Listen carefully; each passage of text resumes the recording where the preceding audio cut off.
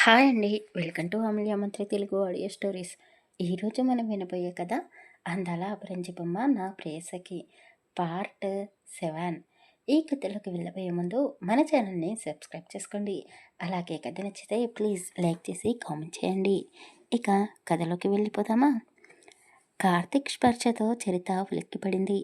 వెనక్కి తిరిగి చూసి మీరేంటండి ఇక్కడ అంటూ కంగారు పడుతూ అడిగింది.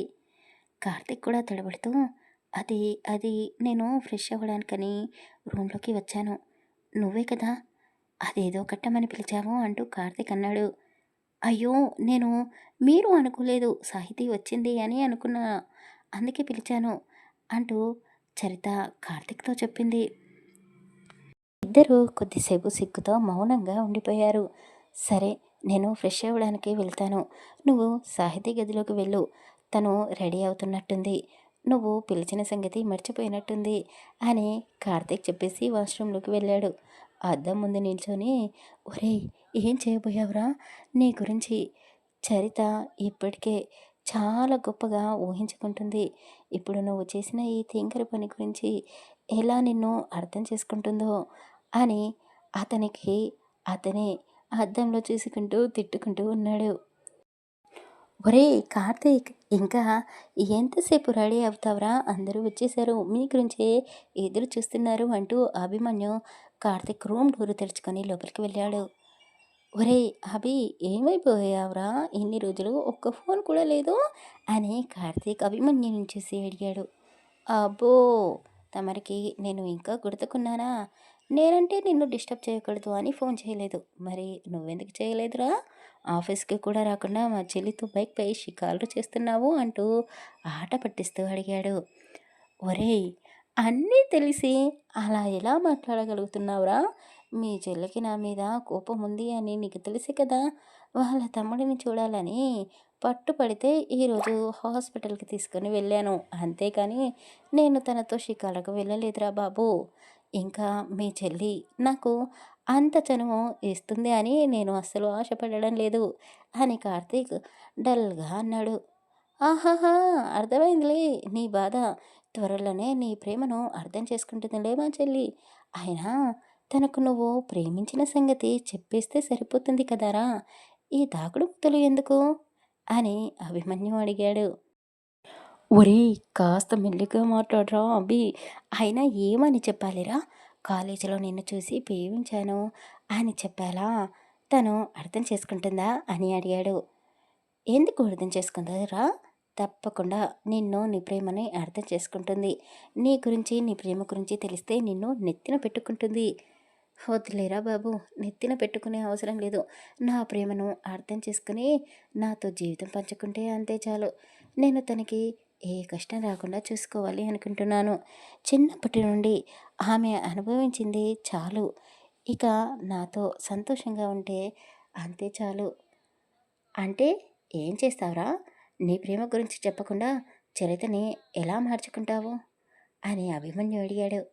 ఏమోరా, నాకు ఏమీ అర్థం కావడం లేదు, ప్రస్తుతానికైతే ఏదో జరిగిపోతుంది, అలా జరిగిపోనివ్వు, నువ్వు టెన్షన్ పడకరా కార్తీక్, నాకు తెలుసు ఏం చేయాలో, ఏం చేస్తే మీరిద్దరూ కలిసిపోతారో నాకు బాగా తెలుసు అని అభిమన్యు అన్నాడు.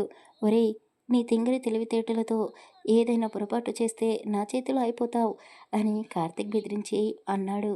ఒరేయ్, అది ఒక సర్ప్రైజ్, నీకే ముందు తెలుస్తుందిలే, మరేం పర్వాలేదు, ఒక ప్రేమ జంటని కలిపిన మంచి ఫ్రెండ్లా చరిత్రలో నిలిచిపోతాను అని అభిమన్యు అనడంతో కార్తీక్ నవ్వేశాడు. నీకు బాగా మాటలు ఎక్కువైపోయాయిరా. అవునరా, మాట్లాడి మాట్లాడి నా నోరు కూడా నొస్తుంది. ఒరేయ్ నిన్ను అంటూ కార్తీక్ అభిని కొట్టపోయాడు. ఆఖరా బాబు, అసలే పెళ్ళి కావాల్సిన వాడిని, బయట అందరూ అందమైన అమ్మాయిలే ఉన్నారు, వాళ్ళ ముందు నా ఇమేజ్ డ్యామేజ్ అయిపోతుంది, నా ముఖంపై ఒక్క దెబ్బ మరక ఉన్నా కానీ నా గ్లామర్ మొత్తం పడిపోతుంది అని అభి అనగానే కార్తీక్ నవ్వేశాడు. అయినా నీకేంటిరా, నువ్వు అందగాడివి. అవును, నేను అందగాడిని నాకు తెలుసు, కానీ ఆ తింగరి అమ్మాయిలకే తెలియడం లేదు అని అభిమన్యు అన్నాడు. సరే కానీ ఏం ప్లాన్ చేసేవో ఇప్పటికైనా చెప్పరా ఆహా! చెప్పను కాక చెప్పను. సర్ప్రైజ్ అంటే చెప్పేది కాదు. సర్ప్రైజ్ ఎలా అవుతుంది అసలు చెప్పేస్తే వెయిట్ చెయ్యి అంటూ ఇద్దరూ బయటికి వెళ్లారు. డోర్ బయట సాహితిని చూసి షాక్ అయ్యారు. ఏయ్! నువ్వేంటి ఇక్కడ మా మాటలు దొంగచాటుగా వింటున్నావా? ఆ! అవును. మీరేదో పెద్ద బ్యాంకుకు కన్నం వేయడానికి వెళ్తున్నారు కదా! మీ ప్లాన్ మొత్తం వినేశాను. ఏయ్! సాహితి ఏం మాట్లాడుతున్నావు? అంటే మేము దొంగల్లా కనిపిస్తున్నామా నీకు? మరి? నువ్వు నన్ను దొంగ అంటే నాకు కోపం రాదా? అబ్బో! సాహితి వాడితో ఎందుకు? అయినా ఎందుకు వచ్చావు ఇక్కడికి? చూడు బావ, అక్క జ్యువెలరీ తీసుకొని వెళ్దామని వచ్చాను. మీరేమో డోర్ వేసుకొని ఏదో కూడు పుటాని జరుపుతున్నారు అని సాహితీ అనగానే, సరే తీసుకో. ఏయ్! ఆగు సాహితీ, మేము మాట్లాడుకున్నది ఏది నువ్వు నిజంగానే వినలేదు కదా అని అభిమన్యు డౌట్‌గా అడిగాడు. బావా, మీ ఫ్రెండ్‌ని నా జోలికి రావద్దని చెప్పు. అయినా నేను ఇప్పుడే వచ్చాను. అంతలోనే మీరు బయటకు వచ్చేశారు. నేనేమి వినలేదు అని చెప్పినా వినడం లేదేంటి? అయినా అంత పెద్ద సీక్రెట్స్ ఏమున్నాయి మీ మధ్య? సాహితీ, అదేం లేదులే. వాడు ఊరికే తమాషాగా అంటున్నాడు. నువ్వు వెళ్ళు అని కార్తీక్ అన్నాడు. సాహితి అభిమన్యు వైపు చూస్తూ మూతి తిప్పుకుంటూ లోపలికి వెళ్ళింది. చూసేవారా నీ మరదలు ఎలా మూతి తిప్పుతుందో? తనకు చాలా పొగరు. ఖచ్చితంగా మన మాటలు వినే ఉంటుంది అని అభిమన్యు అన్నాడు. అబ్బా పోనీలేరా, తను చిన్నపిల్ల అని కార్తీక్ అనేశాడు. అబ్బా! చెప్పింది కదరా! వినలేదు అని. ఇక వదిలేయి. అయినా ఎప్పుడూ మీ ఇద్దరికి గొడవ పడుతూనే ఉంటారు. ఎందుకనిరా? ఏమోరా! తనతో గొడవ పడితే నాకు చాలా సరదాగా ఉంటుంది.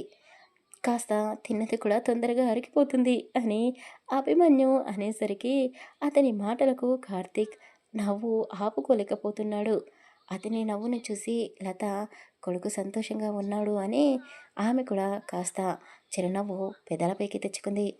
చరిత ఇంకా రాలేదు అని అందరూ చరిత కోసం ఎదురు చూస్తూ ఉన్నారు. అసలు పెళ్ళంటేనే దూరంగా పారిపోయే కార్తీక్ ఎవరికీ చెప్పకుండా పెళ్లి చేసుకున్నాడు అంటూ అక్కడికి వచ్చిన వారు ఎవరికి తోచింది వాళ్ళు అనుకుంటున్నారు. సాహితి చరితని చక్కగా రెడీ చేసి బయటకు తీసుకుని వచ్చింది. చరితను చూసి అందరూ ఆశ్చర్యపోయారు. ఎంత చక్కగా ఉంది! ఇంత అందమైన అమ్మాయికి దేవుడు చాలా అన్యాయమే చేశాడు. అవును. కానీ మన కార్తీక్ ఆ పిల్లకు అండగా నిలిచాడు. కార్తీక్ నిజంగా చాలా మంచి పని చేశాడు అని అందరూ అనుకోవడం మొదలుపెట్టేశారు. చరిత కార్తీక్ వద్దకు వచ్చింది. కార్తీక్ అయితే చరితని రెప్ప వేయకుండా చూస్తూ ఉండిపోయాడు. ఒరేయ్ కార్తీక్, మా సిస్టర్ ఎక్కడికి పోదు కానీ తనని అలా చూడకు. అందరూ నిన్నే చూస్తున్నారు అని అభి అనడంతో కార్తీక్ తేరుకొని ముఖాన కాస్త సిగ్గుతో వచ్చి చేరింది. మహేందర్ లత వద్దకు వెళ్ళి వారి ఆశీర్వాదం తీసుకున్నారు ఇద్దరు. మహేందర్, లత కొడుకు కోడలికి ఆశీర్వాదం ఇచ్చారు.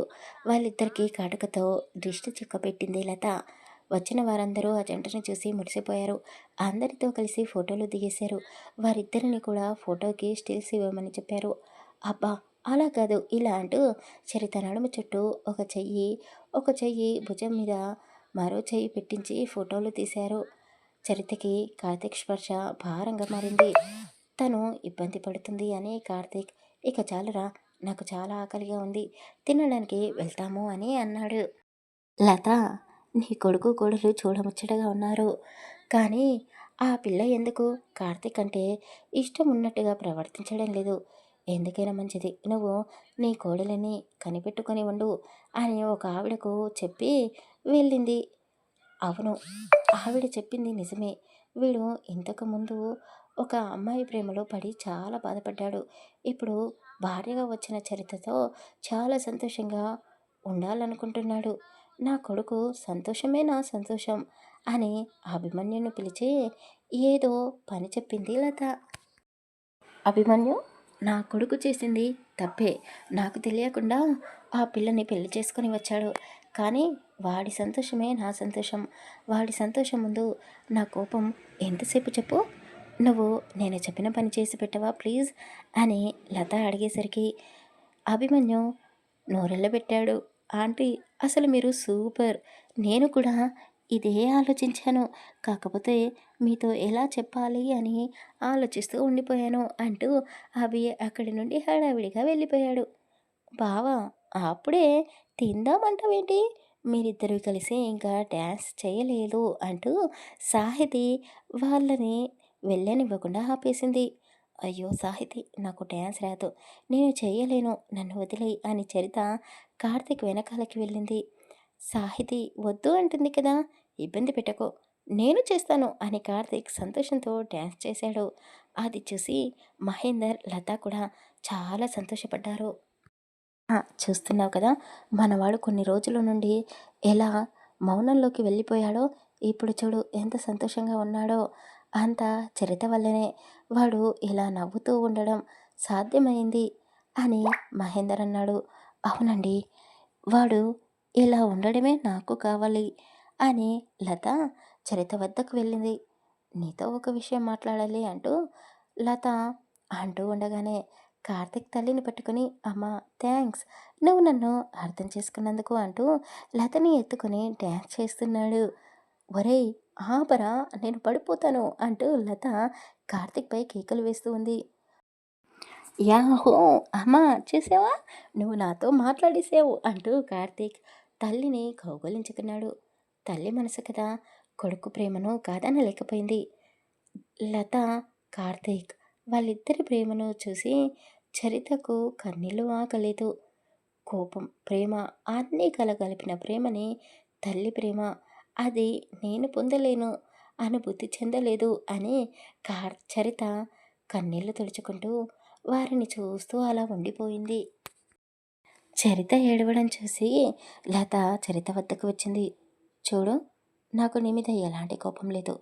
పెళ్ళిళ్ళు స్వర్గంలో నిర్ణయించబడతాయి అంటారు. ఎవరికి ఎవరితో ముడిపెడతాడో ఆ దేవుడు మనకు తెలీదు.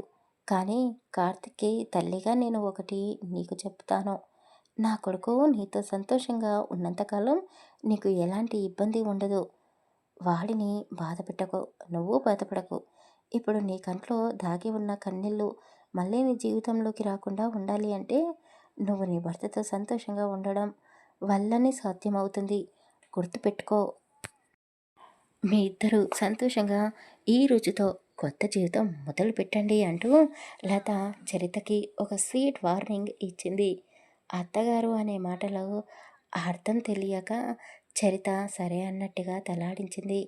అందరూ వెళ్ళిపోయారు. అభిమన్యు లత ఇచ్చిన పనిని పూర్తి చేసి ఒక చైర్లో కూర్చొని రెస్ట్ తీసుకుంటూ ఉన్నాడు. అభిమన్యు చాలా థ్యాంక్స్ బాబు నీకు అని శ్రీనివాస్ గారు అన్నారు. అయ్యో అంకుల్ మీరేంటి నాకు థ్యాంక్స్ చెప్తున్నారు? అవును బాబు ఈరోజు నువ్వు లేకపోతే మాకు చాలా ఇబ్బంది అయ్యేది ఈ పనులన్నీ చేయడానికి అని అతను అన్నాడు. అంటే ఏంటి మామయ్య నేను ఏమి చేయలేదా అంటూ సాహితి బొంగ మూతి పెట్టుకొని అడిగింది. చేశావమ్మా నువ్వు కూడా చేశావు. మీ ఇద్దరూ లేకపోతే ఈరోజు నాకు చాలా ఇబ్బంది అయ్యేది అని అతను అన్నాడు. అబ్బో బాగానే చేశారు పని. అందుకే వేసిన మేకప్ కూడా పోలేదు. పెట్టిన లిప్స్ కూడా పాడవలేదు. ఏయ్ ఏయ్ ఏం మాట్లాడుతున్నావు? మామయ్య కాస్త నిన్ను మెచ్చుకున్నాడు అని నెత్తినెక్కకు. నేను మరీ అంతలా ఏమీ మేకప్ వేయలేదు. అయినా నువ్వే ఇందాకటి నుంచి కనబడకుండా పోయావు అంటూ సాహితి అభి గొడవ పెడుతున్నారు. అవునురా నువ్వు సడన్గా మాయమైపోయావు అని కార్తిక్ అభిని అడిగాడు. కార్తిక్ అది సర్ప్రైజ్ అంటూ అభి నవ్వేశాడు. ఏంటది నాతో చెప్పవారా ప్లీజ్ రా అని కార్తీక్ అడిగాడు. అది చెప్పేది కాదు నీకే తెలుస్తుంది కొద్దిసేపు ఆగు అని అభిమన్యు అన్నాడు. హా నువ్విచ్చే సర్ప్రైజ్ ఏముంటుంది ఏదో నీ ముఖంలాగా బోరింగ్గా ఉండి ఉంటుంది అని కార్తీక్ అభిని తీసి పడేశాడు. ఒరేయ్ నీకు అసలు బుద్ధుందారా నేను అంత కష్టపడి చేస్తే నువ్వు నాతో గేమ్స్ ఆడుతున్నావా అని అభి ఇంకా ఏదో చెప్పబోతూ తన చేత్తో నోరు మూసేసుకున్నాడు. ఏంట్రా ఏదో చెప్పబోతూ ఆగిపోయావు? అదేమీ లేదురా నేను అంకుల్తో చాలా విషయాలు మాట్లాడాలి. నువ్వు వెళ్ళి పడుకో. అవునురా కార్తీక్ నువ్వు చరిత ఇద్దరు వెళ్ళి పడుకోండి, ఫంక్షన్ వల్ల బాగా అలిసిపోయారు అని మహేందర్ అనడంతో, చచా, నాన్న పక్కనే ఉన్నాడు కాబట్టి వాడు ఇచ్చే సర్ప్రైజ్ గురించి తెలుసుకోలేకపోయాను. లేదంటే ఆ వాకుడికాయ్ మనసులో ఏది దాచిపెట్టుకోడు కదా! అసలు ఏం సర్ప్రైజ్ ఇవ్వబోతున్నాడు అని కార్తీక్ అభిమన్యు ఇచ్చే సర్ప్రైజ్ గురించి ఆలోచిస్తూనే చరిత్రతో కలిసి గదిలోకి వెళ్ళాడు. గదిలోకి వెళ్ళగానే అంతా చీకటిగా ఉంది. లైట్ వేసి చూశాడు. గది నిండా పూలతో అలంకరించారు.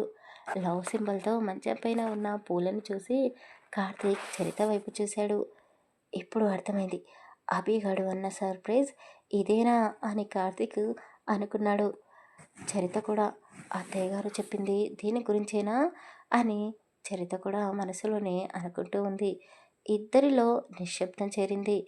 కొద్దిసేపటి తర్వాత కార్తీక్ చరితని చూసి, నువ్వు ఇబ్బంది పడకు, నాకు తెలీదు వాళ్ళు ఇలా ప్లాన్ చేస్తారు అని కార్తీక్ చెప్పాడు. అయ్యయ్యో! కంగారు పడిపోయి మీరు నా మీద కోపం పెంచేసుకోకండి. నిజంగా చెప్తున్నాను. నాకు అస్సలు తెలీదు అంటూ కార్తీక్ సర్ది చెప్తున్నాడు. నేను మీతో ఒక విషయం చెప్పాలి అని చరిత అనడంతో కార్తీక్‌లో కంగారు పుట్టింది. ఇప్పుడు తను నా గురించి ఏమనుకుంటుందో? కొంపతీసి ఇదంతా నేనే చేయించాను అని అనుకుంటుందా? అని కార్తీక్ చరిత వైపు చూశాడు. అది అది నేను మీకు ఎలా చెప్పాలో అర్థం కావడం లేదు అని నసుకుతూ, మా తమ్ముడికి మీరు చేసింది డబ్బులతో తీర్చేదైతే కాదు అని నాకు అర్థమైంది. అందుకే నన్ను నేను మీకు అర్పించుకోవాలి అని నిర్ణయించుకున్నాను. మీరు నా నుండి ఏం ఆశిస్తున్నారు? అది పొందవచ్చు ఈరోజు. నేను అన్నిటికీ సిద్ధంగా ఉన్నాను అని చరిత అనబోయే లోపే కార్తీక్ చరితపై చేయి చేసుకున్నాడు. ఆ తర్వాత ఏం జరగబోతుంది తర్వాయి భాగంలో తెలుసుకుందాం. కథ నచ్చితే ప్లీజ్ లైక్ చేసి కామెంట్ చేయండి. అలాగే మన ఛానల్ని సబ్స్క్రైబ్ చేసుకోండి. Thank you.